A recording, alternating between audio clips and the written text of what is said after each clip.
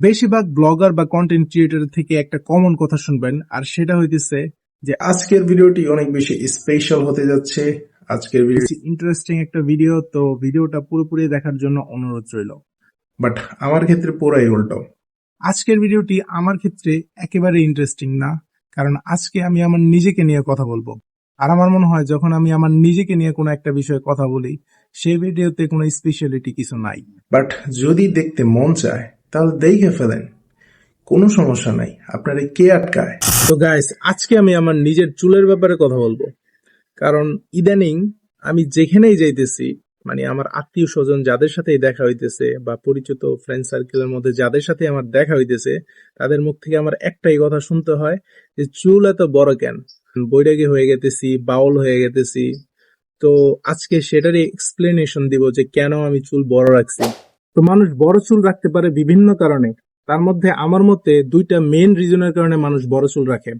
একটা হচ্ছে তার বড় চুল রাখতে অনেক বেশি ভাল লাগে, তাই সে বড় চুল রাখে, মানে শখ করে আর কি বড় চুল রাখে। আর নাম্বার টু হচ্ছে যে একটা মানুষ লাইফে অনেক বেশি কষ্ট পাইছে, এখন কষ্ট পাওয়ার কারণে তার নিজের প্রতি এখন আর কোনো কেয়ার নাই।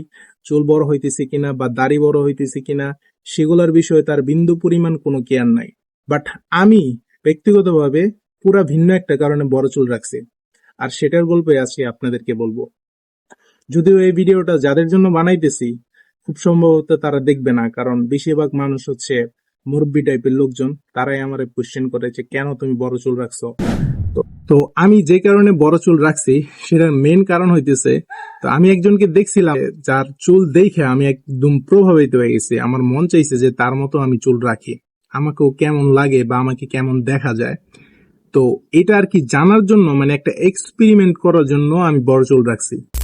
আর আমার মনে হয় না কেউ বিশ্বাস করবে যে আমি এক্সপেরিমেন্ট করার জন্য বড় চুল রাখছি।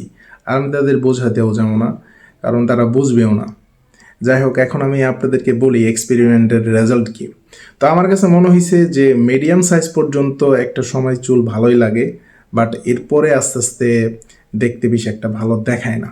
মানে আমার চুল যখন মিডিয়াম ছিল তখন ঠিক আছিল, বাট এখন আমার মনে হইতেছে ওভার হয়ে গেছে, জিনিসটা এনাফ হওয়া দরকার। আরেকটা বিষয়, বড় চুল মেনটেন করা অনেক বেশি টাফ। এখানে অনেক ধরনের প্রবলেম আসে, যেমন আমি আপনাদেরকে ছোট ছোট কিছু প্রবলেমের কথা বলি।